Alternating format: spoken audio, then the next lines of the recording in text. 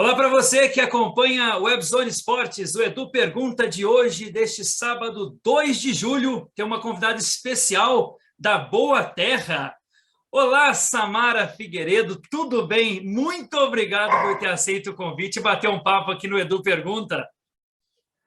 Oi, Edu, prazer estar aqui com você, uma honra ser a primeira nordestina mulher, estar aqui falando desse estado maravilhoso, dos nossos clubes. Muito obrigada pelo convite. Eu que agradeço de antemão aqui, em nome da equipe do programa. Ô, Samara, a primeira pergunta do Edu Pergunta: como está a dupla Bavi? Edu, então, eu vou começar pelo Vitória, que não está tão bem assim, né? O Vitória, infelizmente, no ano passado caiu para a Série C, já estava ali perdurando, né, em algumas tentativas. Foi ali em 2020, não conseguiu permanecer na Série B, mas infelizmente no ano passado não teve jeito. O Vitória caiu e não teve um bom início de campeonato, né? Um bom início de temporada aqui na Bahia. Ele acabou sendo desclassificado no Campeonato Baiano, não participou da Copa do Nordeste no ano passado, desse ano, né? A preliminar foi no ano passado. Infelizmente, o Vitória acabou sendo derrotado pelo Botafogo da Paraíba, aqui dentro do Barradão. Então, o Vitória não teve um início de temporada tão eficiente quanto a gente gostaria, né? Tão cheio de vitórias. Acabou perdendo aí também saiu da Copa do Brasil, né? E até então, o Vitória só tem a Série C. E que pode acabar agora em agosto, né? A gente tem esse medinho aqui. Vitória não está numa situação muito boa, né? Está numa situação bem complicada na tabela da Série C. O Bahia também caiu, né? Infelizmente, a gente teve essa queda dos nossos dois principais clubes. O Bahia caiu para a Série B e também não teve um início de campeonato de temporada muito agradável, né? Também foi eliminado do Campeonato Baiano, chegou ali também às fases de grupos, né, da Copa do Nordeste, não chegou a se classificar para as finais, para as semifinais e nem chegou às finais. Mas na Série B e na Copa do Brasil, tá indo bem, né? Vamos botar mais aí a Série B, que o Bahia está em terceiro colocado. Então, é uma surpresa boa que a gente teve, né? Dessa reação tão repentina e tão, vamos dizer, eficiente, né? Que o Bahia teve. E, consequentemente, na Copa do Brasil, conseguiu passar ali de fase, mas tomou 2-1 aqui na Arena Fonte Nova na semana passada, na semana retrasada, em cima do Atlético Paranaense, né? Então, dentro da Arena Fonte Nova, com a torcida, estádio cheio, e infelizmente pode sair da competição e só ficar com a Série B, né? Até o final aí de novembro, né? Do campeonato. Você que está aí na cobertura do clube, vamos começar já que você falou do Vitória. Vitória que tem um jogo difícil, a gente está gravando esse programa neste sábado, enfrenta o Figueirense. Lembrando que a Série C são 20 clubes, para quem está acompanhando pela primeira vez o nosso programa. Turno único, classificam os 8 para as quartas de finais, como era antigamente o Campeonato Brasileiro, mas 4 são rebaixados. Eu estou vendo aqui na tabela, Samara. Vitória hoje ele está ali brigando para não cair para a Série D, né? Mas por que teve essa queda tão repentina, né? Ele está com 12 pontos, ele é o 16º, o primeiro é o Campinense também com os mesmos 12 pontos, que vai ali é a questão do saldo de gols, negativo para o Vitória e negativo para o Campinense, menos 1 para o Vitória, menos 5 para o Campinense. Mas assim, o que o pessoal fica assim, eu conheço muita gente baiana aqui em Brasília, o que aconteceu com o Vitória?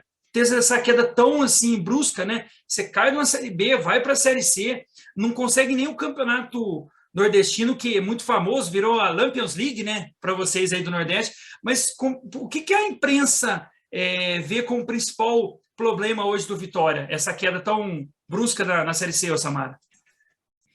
Então, Edu, eu acho que o Vitória tem problemas internos, né? Extracampo, que estão prejudicando bastante o futebol, né? Então, o Vitória acabou montando um elenco rápido no final do ano passado, em dezembro, para ser mais precisa.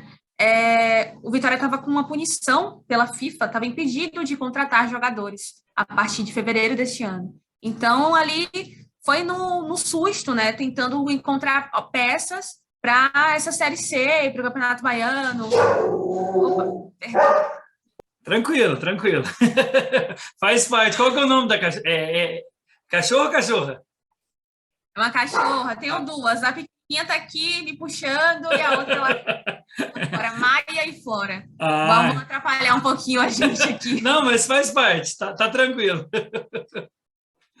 Então, Edu, então o Vitória acabou tendo essa montagem rápida de elenco e acabou não encontrando peças tão boas, né? Não foram boas escolhas ali a princípio, tipo, eu preciso de bons jogadores, eu preciso ver onde está a minha deficiência e contratar jogadores para tentar suprir aquilo ali, para tentar me salvar de algum jeito. Infelizmente, com essa punição da FIFA, que logo depois, se eu não me engano, acho que foi no finalzinho de janeiro, início de fevereiro, que o Vitória conseguiu pagar essa dívida, não lembro exatamente agora quando foi, mas ele conseguiu pagar e já está liberado a contratar e vem contratando, e isso também assusta, né? São cerca de 30 peças só do ano passado para cá. Se eu não me engano, precisamente são 34 ou são 32 peças. É porque vai chegar mais 2 jogadores, já estou dando spoiler aqui para vocês. Ah, sim. Mas o jogador, esses jogadores podem agregar para melhorar a campanha do Vitória, porque o Vitória ele tem que estar pelo menos na Série B, Samara. Não como torcedor, mas pela representatividade do clube, né? Revelou muitos E, jogadores. com certeza. Eu não sei te dizer, Edu. Eu não conheço os jogadores, né? São nomes especulados desde o final de semana, da semana passada para cá. Então, a gente não tem essa total confirmação. O jogador chegou nessa quinta-feira, né, para fazer exames, mas até então nada é anunciado, nada concreto. É uma troca, né, que o pessoal está tentando fazer, porque o diretor de futebol do Vitória, o Rodrigo Pastana, que chegou recentemente, que chegou em abril, ele está sendo cotado no Guarani. Então, o Guarani está na Série B, então, entre Série B e Série C, uma possível permanência do Guarani, né? Acho que ele está fazendo as escolhas dele, mas o Rodrigo Pastana tem um histórico não muito bom, né? Então, a gente acaba esperando, né? Por isso. Em relação ao elenco, é um elenco muito complicado. A gente teve o Jadson que chegou, né? Tipo, uma novidade. Meu Deus, a gente não esperava o Jadson aqui. A torcida não esperava o Jadson aqui. E foi uma surpresa boa. Então, tipo, é o cara do Vitória no ano de 2022. Mas, por problemas anteriores com o próprio Rodrigo Pastana, o Jadson foi embora. Na semana em que ele se apresentou, que o Rodrigo Pastana se apresentou ao Vitória. Então, né, o Vitória já teve essa perda aí, muito significativa. E além dessa montagem doida do elenco e desses problemas internos de diretoria, de presidente, né? O Vitória teve o presidente destituído, o Paulo Carneiro saiu, aí agora o Fábio Mota assumiu a presidência do Vitória. Então, são situações que, querendo ou não, a gente percebe que afeta, né?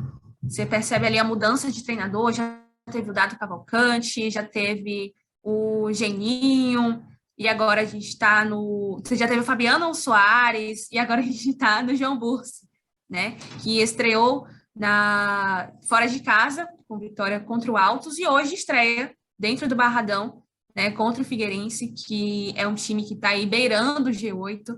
Então, é uma situação um pouco complicada para o Vitória. Agora vamos para o outro lado, né? Tricolor de aço, né? Tem um jogo importante nesse domingo contra o Grêmio. O Bahia é o terceiro na Série B, fazendo uma campanha, vamos dizer, não espetacular, mas fazendo uma excelente campanha, né? Está ali dentro do G4, que eu acho que é o principal objetivo dos clubes. O que me estranhou foi a derrota do último sábado para o Novo Horizontino, jogando na Arena Fonte Nova, né? Novo Horizontino que só ganha fora. Em casa ele não consegue ganhar. Só teve uma vitória no começo de maio, final de abril, contra o Ituano no campeonato, que ainda acho que era o Campeonato Paulista, depois não teve mais tanta desenvoltura no campeonato da Série B. Mas me estranhou essa derrota, porque eu pensava, o Bahia vai vencer e vai brigar ali, Cruzeiro, Vasco, Bahia, Grêmio e o Sport. E o jogo deste final de semana, desse domingo, precisamente em casa. Como é que o Bahia está se preparando, Samara? Então, a gente não esperava, né? o Novo Horizontino era um clube que, com todo respeito, mas o Bahia é muito superior ao Novo Horizontino. Então, era esperado que o Bahia conseguisse vencer esse jogo com a força da torcida, com a força da Arena Fonte Nova, né? Então, o fato do Bahia não ter conseguido desenvolver, não ter... E o Novo Horizontino também é um time que não tem uma defesa muito boa. E o Bahia não sei os números agora, né, depois do começo dessa rodada, o segundo melhor ataque da competição. Então, como é que o segundo melhor ataque não conseguia fazer gols na segunda pior defesa? Né? Então, e isso custou o cargo de Guto Ferreira, que já havia perdido contra a Chapecoense, como eu falei anteriormente, perdeu também contra o Atlético Paranaense pela Copa do Brasil e afetou, né? O diretor de futebol do Bahia, o Eduardo Freeland, ele não estava satisfeito com as atuações do Guto Ferreira, né? Isso custou o cargo aí do treinador. Infelizmente, eu particularmente gostava muito do Guto, né? Se respeitou muito ali no vestiário. O Guto vai deixar saudade para Samara na boa terra. Vai deixar. Eu gosto bastante do Guto Ferreira. Ainda não tive contato direto com o Anderson Moreira, né? Vou ter amanhã nessa partida contra o Grêmio.